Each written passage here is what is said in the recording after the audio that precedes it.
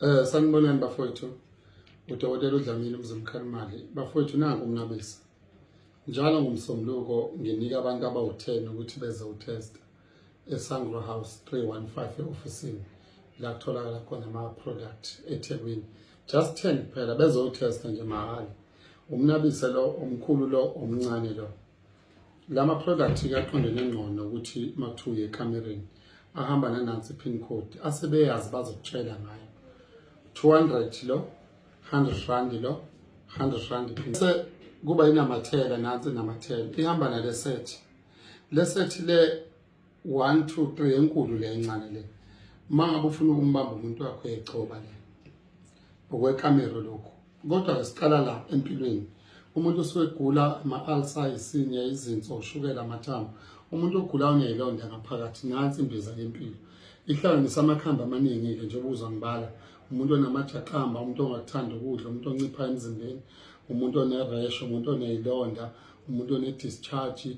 Uma ngabe kukhona ukufa nje kusegazini nansi imbiza yempilo. Uma thatha kanye izifo i-200 rand. Uma kukhona osuke idinga bafowethu uyafona 0727746107. Sibuye size la esiwashweni semali. Mangabe imali ingahlali kuwe, uneproblem yemali, uthi inkinga yemali ayihlali. Nasi isiwasho esiqondene nemali ukuthi imali ihlala uyaqhuma ngaso, uyageza ngaso, uthatha imali uyifake phakathi bese yabili ugqume la ukhuluma ucela inhlahla imali.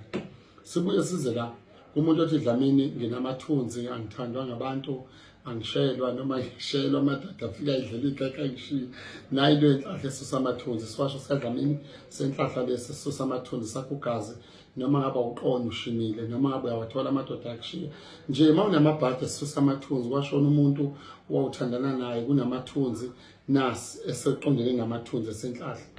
Bese kuzothi la kumuntu othi Dlamini ngine problem yesilwane esilala nami, siyaqhuma lapha siyachela isiwasho semoya emibi lesi, siyaqhuma siyachela usizwa noma usebenzisa ukuthi no kuyaphilwa la.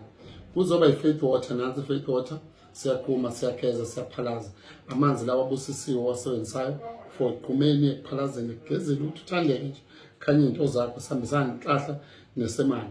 Kuzoba insipho yogazi nansi uyayigcoba ulale navuka ekuseni igesi usamabathi usindoni yakho gazi ihamba futhi nale set le yogazi. Kuzoba i-blood salt oqhuma ngayo ugeze ngayo ephinde isize futhi ekuthenini ugqume ufake impepho ngabe amawele ngabe inkondo kanye ngabe ezangoma ufaka phakathi ibilise egqume amaphupho abantu bakini basondele kuwe noma abantu ungasaphupho.